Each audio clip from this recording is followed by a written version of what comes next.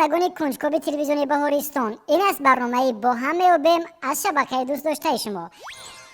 قهرمانان برنامه امروزه ما هستند امامعلی رحمانوف و پرویز میرزا عمرов. هر دوی آنها خوانندگان مکتب اینترنت رقم 1 شهر دوشنبه میباشند. امامعلی از فن‌های مکتبی زبان تاجیکی و انگلیسی را خیلی دوست می‌دارد. او به ورزش فوتبال میل زیاد دارد. در آینده می‌خواهد که وکیل شود. پرویز باشد از فن‌های مکتبی زبان انگلیسی، روسی و زئولوژی را دوست می‌دارد. او نیز به فوتبال شوق زیاد دارد و رسم کشی را دوست می‌دارد. بچه‌ها شما آماده هستید؟ بله. از شرط‌های آزمونی ما با خبرید؟ بله. پس این طور باشد بیایید میگذاریم به شرط اولی برنامه با هم میابیم.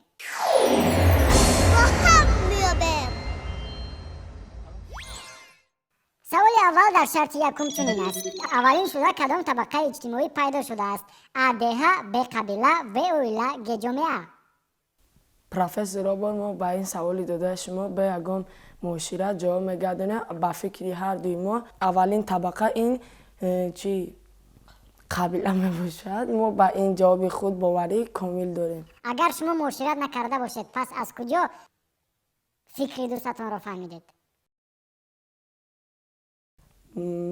ما میدونستیم که پیش از وقتی که یکمین بار با خوندن تاریخ خلق تاجیک مشغول بودیم، اولین بار قبیله ها با وجود آمدن. پس از اون که سالهای طولانی گذشت بعد دهه سپس بعد پیدا شده بود. این طور باشد پرویز، من به شما میگویم یک بار دیگر من واریانت ها را میخونم، شما خوبتر فکر کنید. اولین شده کدام طبقه اجتماعی پیدا شده است؟ دهه، قبیله، اویله، جامعه. با فکر ما اولین بار قبیله با وجود آمده بود، زیرا این را ما از فن تاریخ خلق تاجیک خونده بودیم در مکتب. به اندیشه شما قبیله از چند نفر عبارت است؟ با فکر ما قبیله از خود همان شخصانی که قبیله را با وجود میبرند از همان وابسته است، زیرا در دوره های پیش از ما گذشته آدمان زیاده بودن. آنها بعضیشون قبیله داشتن، بعضیشون نداشتن و یکی از قبیله های سیرمی ها، عثمان های ترکی اینها میباشن که بعضی آدمان قبیله نداشتن، آنها را به قتل میرسوندن. ما شماره‌اش را تخمینی گفتن میتوانیم که از 3 یا 4 نفر عبارت بودن. پرویز، شما فکر میکنید که در قبیله 3 یا 4 نفر بود؟ نه، با فکر من در قبیله ها در همون زمان های پیش قبیله ها از 40 یا 30 نفر عبارت بودن. به اندیشه دوستت راضی هستیم؟ بله. پس به من گفته میتوانید که اویله از چند نفر عبارت است؟ اویله میتواند از 5-6 نفر عبارت باشد. پس در اینجا سوالی به میان نمیاد که شاید اول 5-6 نفر بین هم یکجا شدند و بعدا اونها یکچند اویله یکجا شده قبیله رو تشکیل دادند. چون این واریانت بوده نمیتواند؟ نه، بوده نمیتواند، زیرا آنها برای محافظت خود از هر گونه حیوان آنها بسیار جمع اومدن و همینطور نمیتوانند که از 5-6 نفر عبارت باشند، زیرا همه آنها در یک جا جمع اومدن خود را از دیگر حیوان‌های وحشی بیابان حمایت میکردن. شما با باوری جواب داده ایستادید، ولی اینجا پرویز خاموش است. پرویز، به اندیشه تو اولین شده کدام طبقه جامعه به وجود آمده است؟ به اندیشه من اولین شده طبقه قبیله به وجود آمده است که آنها از 30-40 نفر عبارت بودند. یعنی شما هم فکر هستید؟ بله. پس به من بگویید که جواب خود را به چند خال بهاگذاری میکنید؟ رابرت پروفسور، ما جواب خود را با باوری کامل به 10 خال بهاگذاری میکنیم. این اولین سوالی برنامه است و شما یگان خال ندارید و اگر جواب شما نادرست باشد من خالهای شما را کم کرده نمیتوانم. از همین سبب میگذاریم به جواب درست. اویله اینستیتوت اجتماعی است که در اون 2 یا زیاده آدمان زندگی میکنند. اویله را اساس جامعه مینامند. این طبقه اجتماعی یکی از مهمترین ارزش‌های انسانی دانسته می شود. در زمان معاصر و در دولت‌های دموکراتیک اویله شکل قانونی را گرفته است و برای بنیاد کردن اویله باید از قید ثبت حالت اسناد شهروندی گذشت. متاسفانه شما به من جواب نادرست را پیشنهاد کردید. از همین سبب خالهای شما زیاد کرده نمی شود، ولی چون ما در آغاز برنامه قرار داریم شما می توانید که خالهای زیاد را به دست آورید. برای همین می گذاریم به سوال دومی برنامه با هم میابیم.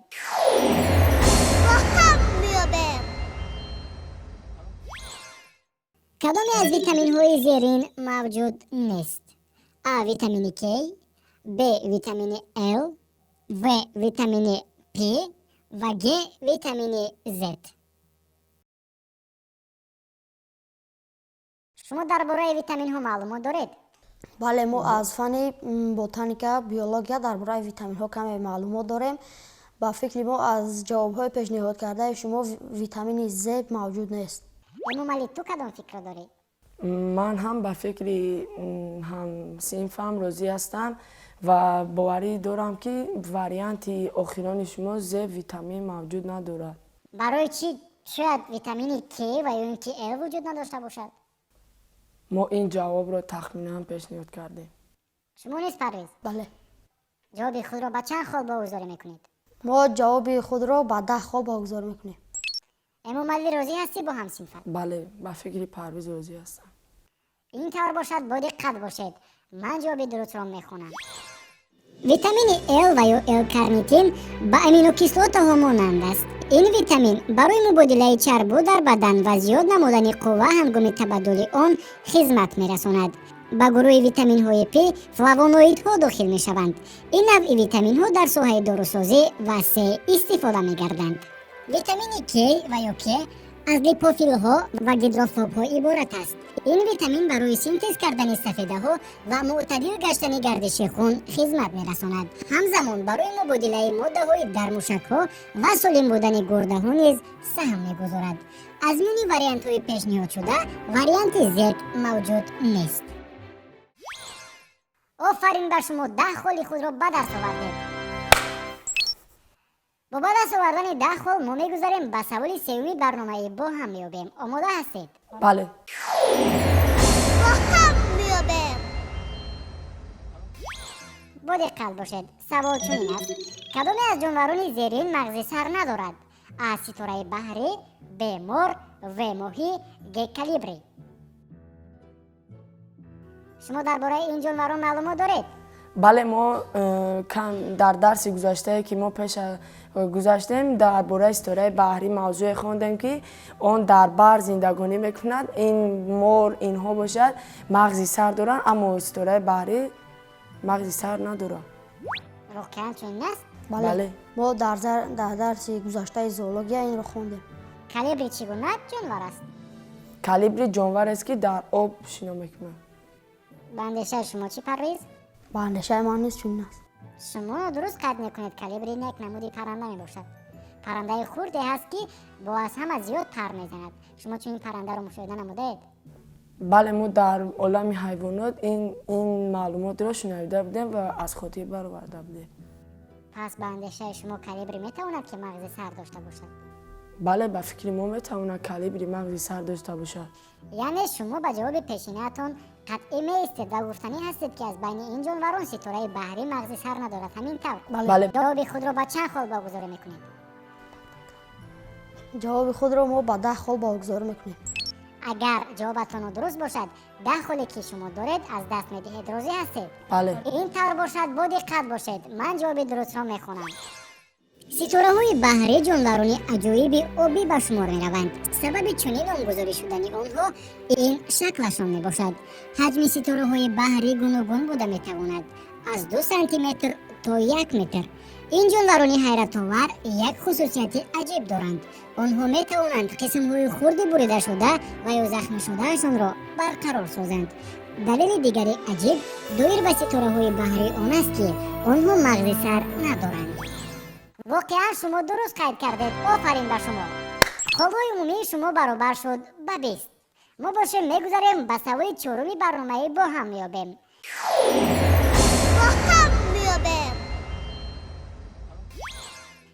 با دقت باشید. سوال چنین است: از میان گلهای زیرین کدام نمودش فرق میکند و چرا؟ A قوقو، B نیلوفر، و سیاه گوش، G لاله. مرحمت بین خود فکر کنید. ба фикри мо нилуфар аз дигар аз се то гули шумо номбар карда фарқ мекунад, зеро нилуфар дар даруни об месабзад ва қоқу, лола ва сиёҳгӯш бошад дар рӯи сабза месабзад. بیا عقیده امامعلی رو میشنویم. бале ба фикри Парвиз ҳамдӯстам ман розӣ ҳастам, зеро чуноне ки қайд кард, дигар се варианте ки шумо хондед лола, қоқӯ ва инчунин сиёвуш дар биёбон дар алафзор месабзанд ва нилуфар бошад дар зери об дар даруни об месабзад. шумо боре гули нилуфарро дидед? Не мо гули нилуфарро надидаем, вале дар бораи ӯ маълумот гирифтаем аз фани ботаника. пас ба ман гуфта метавонед ки ҷавоби худро ба чанд хол баҳогузорӣ мекунед? мо ҷавоби худро ба 10 хол баҳогузорӣ мекунем. боварӣ ин ҳиссиёти хуб аст, вале баъзан инсонро фиреб медиҳад. шумо аллакай ду ҷавоби худро бо боварӣ ба ман гуфтед, вале шояд ин ҷавобатон нодуруст бошад. Не мо аз худамон боварӣ дорем. ин тавр бошад, бо диққат бошед. ҷавоби дурустро мехонам. нилуфар навъи гули обӣ. дар ҷаҳон ҳудуди 50 намуди нилуфарҳо маълум карда шудааст. гули зебо ба шумо рафта дар об мерӯяд. бо баргҳои калону паҳни худ, ки дар болои об шино мекунанд, бештар ба мардум шиносанд. калонтарин навъи нилуфарҳо Виктория ригия ном доранд, ки дар Амазонка мерӯянд. барги дар болои об будаи онҳо метавонад вазни одами калонсолро бардорад. гули нилуфар аз вариантҳои дигари пешниҳодшуда бо он фарқ мекунад, ки дар дохили об мерӯяд. гули нилуфарро шумо метавонед дар даромадгоҳи боғи Ирам мушоҳида намоед. аҳсан ба шумо. инак қолҳои умумии шумо ба 30 баробар шуд. бо ба даст овардани чунин нишондод мо мегузарем ба шарти дуюми барномаи бо ҳам меёбем. офарин.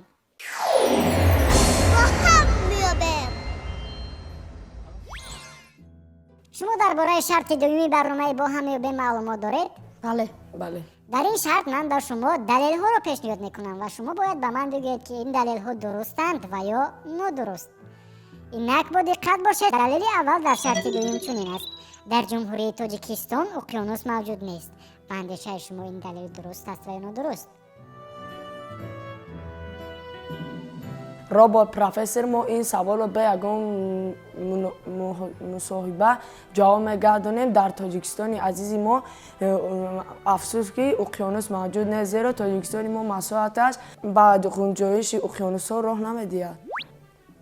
ҳарчанд ки мо дорои обҳои шифобахшҳо зиёда аз 200 дарёҳои обҳои шифобахш бошем, аммо мо уқёнус дар ҷумҳурии Тоҷикистон надорем.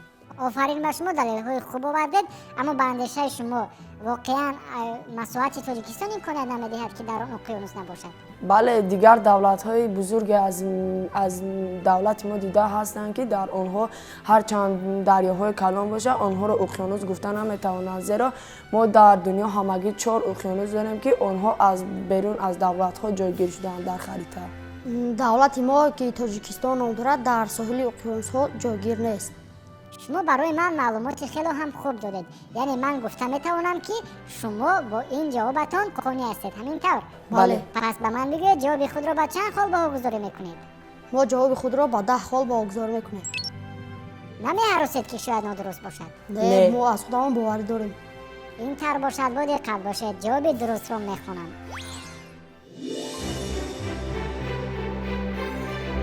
дар ҷумҳурии Тоҷикистон уқёнус мавҷуд нест. ин далел дуруст аст. захираҳои обии Тоҷикистон бузург аст. кулу дарё, баҳру пиряхҳо дар кишвари мо зиёданд, аммо дар ҷумҳурии мо уқёнус мавҷуд нест. ин далел комилан дуруст аст. офарин ба шумо. шумо соҳиби 40 хол гардидед, вале мо бошем мегузарем ба далели дуюм.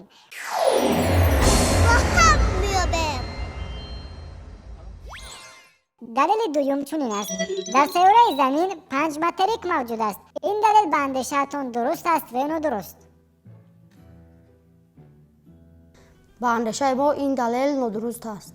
барои чӣ? зеро дар рӯи замин ҳамагӣ 6 материк мавҷуд аст. аз ин 6 материк аз ҳама калонтаринаш Авроосиё месад, ки масоҳаташ 54,1 миллион километри квадратӣ мебошад, ва дар ҷои дуюм Африқо, дар ҷои сеюм Амрикои Ҷанубӣ, дар ҷои чорум Амрикои Шимолӣ, дар ҷои панҷум Австралия ва аз ҳама хурдтарини материки мо ин Антарктида мебошад. онҳо шумораашон 5 то шуданд? 6 то. 6 то. шумо боварӣ доред? бале. пас ба ман бигӯед, ҷавоби худро ба чанд хол баҳогузорӣ мекунед? аз он сабабе ки ба ҷавоби худ бовар дорем ба 10 хол онро баҳогузорӣ мекунем. чун шумо ба ман маълумоти хеле зиёд додед ва ин маълумотҳои худро бо далел исбот кардед, барои ҳамин мегузарем ба ҷавоби дурусти савол. дар сайёраи замин 5 материк мавҷуд аст. нодуруст. материк қитъаи калони хушкӣ аст ки бо баҳру уқёнусҳо иҳота карда шудааст. сайёраи замин аз 6 материк иборат аст. авроосиё, африқо, амрикои шимолӣ, амрикои ҷанубӣ, австралия ва антарктида. авроосиё материки калонтарин ба ҳисоб рафта аз ду қисм аврупо ва осиё иборат мебошад. кишвари мо тоҷикистон дар осиёи марказӣ ҷойгир шудааст. аҳсан ба шумо соҳиби 50 хол шудед. яъне аз ин ҷо бармеояд ки шумо воқеан маълумоти зиёдро медонед, вале чун барномаи мо идома меёбад, саволҳои мо душвортар мешаванд.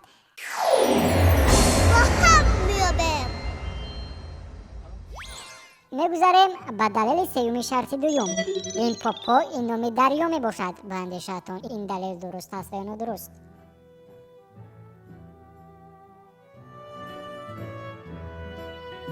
шумо калимаи лимпопоро дар ҷое шунидед? бале. чист лимпопо? лимпопо ин ашёе мебошад ки ашёи хоме мебошад ки дар паркҳо дар ҷойҳои истироҳатӣ мо онро дида метавонем. дар он одамон истироҳат мекунанд ва каме шодӣ мекунанд. лимпопо барои кӣ сохта мешавад? барои кӯдакон аслан лимпопо сохта мешавад. ба андешаи шумо лимпопо ин номи макони дилхушӣ бошад, аз ҷониби дигар метавонад ки номи дарё бошад? ба фикри мо не. ба фикри мо ин номи дарё вуҷуд надорад, зеро мо ин номро ягон бор нашунидаем. пас ба ман бигӯед ки ҷавоби худро ба чанд хол баҳогузорӣ мекунед? мо ҷавоби худро ба 10 хол баҳогузорӣ мекунем. боз бубоваред. бале. намеҳаросед ки шояд ин ҷавобатон нодуруст бошад. не. бори дигар ёдовар мешавам ки агар ҷавобатон нодуруст бошад, пас ман 10 холи шуморо кам мекунам. мо розием. эмомалӣ розӣ ҳастед? бале. пас ин тавр бошад, бо диққат бошед. ҷавоби дурустро мехонам. лимпопо номи дарьё мебошад. дуруст. имрӯзҳо майдончаҳои махсус барои бозии кӯдаконро лимпопо меноманд. аммо лимпопо ҳамчунин номи дарёест ки дар африқои ҷанубӣ мавҷуд буда аз давлатҳои ЮАР, ботсвани, зимбабве ва мозамбик ҷорӣ мешавад. дарозии дарёи мазкур 1750 километр мебошад. як қисми ин дарёро дарёи тимсоҳон ва ё крокодайл меноманд, зеро дар он ҷо тимсоҳҳои зиёде зиндагӣ мекунанд. мутаассифона шумо ба саволи мо ҷавоби нодуруст пешниҳод кардед ва мо 10 холи шуморо кам мекунем. ҳамин тавр холҳои шумо баробар шуданд ба 40. аммо роҳ афтода нашавед, ҳоло бахшҳои мо идома доранд.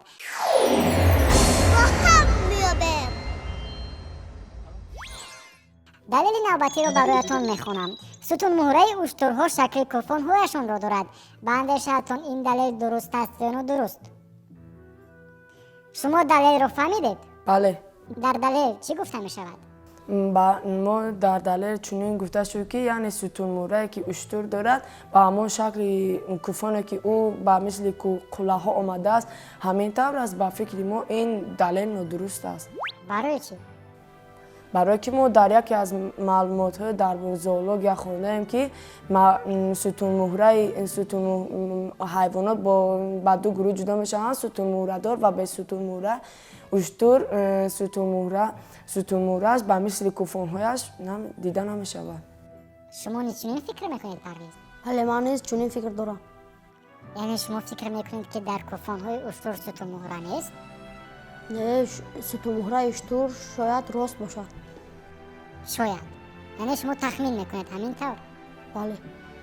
ягон имконият мавҷуд нест ки шояд дар кӯфонҳои уштур сутунмӯҳра бошад? не. шумо уштурро аз наздик дидед? бале. дар он савор шудед? бале. кӯфонҳои уштур мулоим буданд ва ё ин ки сахт?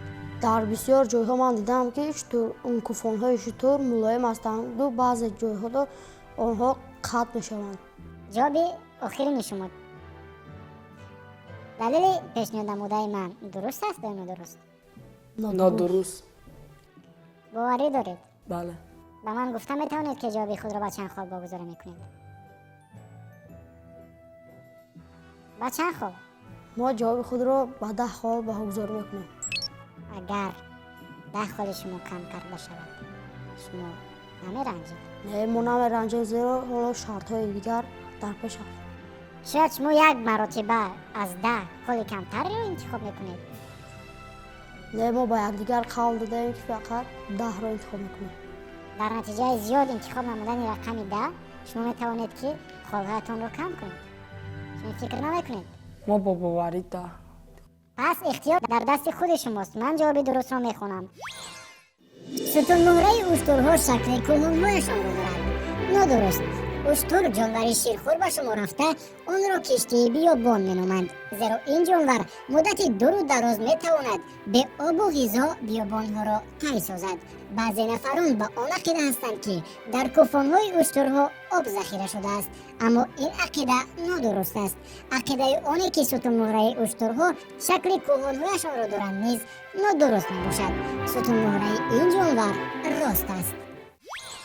این دلیل کاملا نادرست است. پس عقیده شما درست است. همینطور شما با صاحب 50 خال شدید. آفرین. با به دست آوردن 50 خال ما میگذاریم به شرط سومی برنامه با هم میابیم.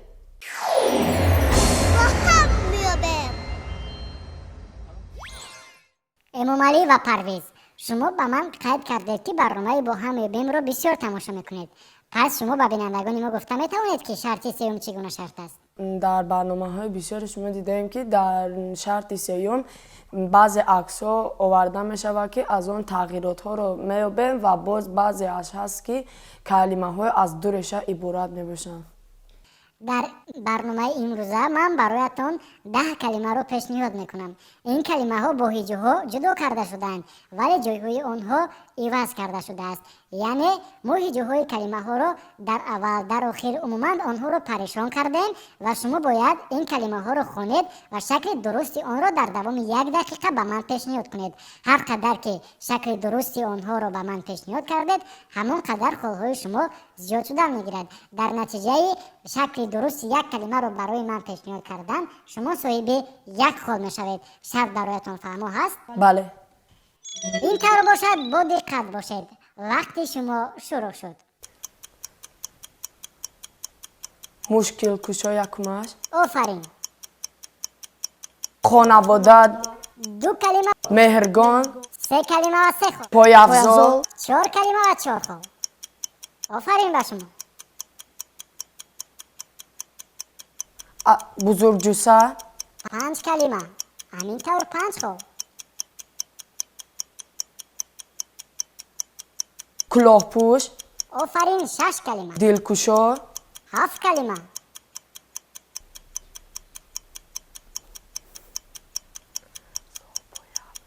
پایافزال. آکه پایافزال رو نگفته.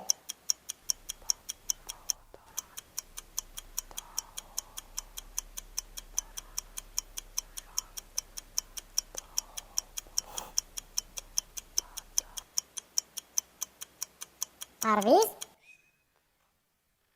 متاسفانه وقتی شما به انجام رسید. شما در دوام 1 دقیقه به من توانستید که 7 کلمه درست را پیشنهاد کنید. همین طریق 7 خالی دیگر به دست آوردید. از نتیجه های خود راضی هستید؟ بله.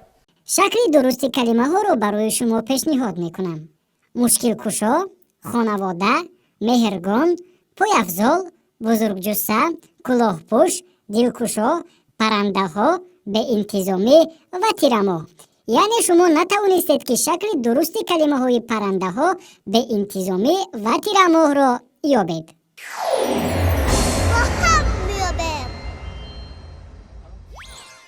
اکنون میگذاریم به سپارش دوم شرط سوم.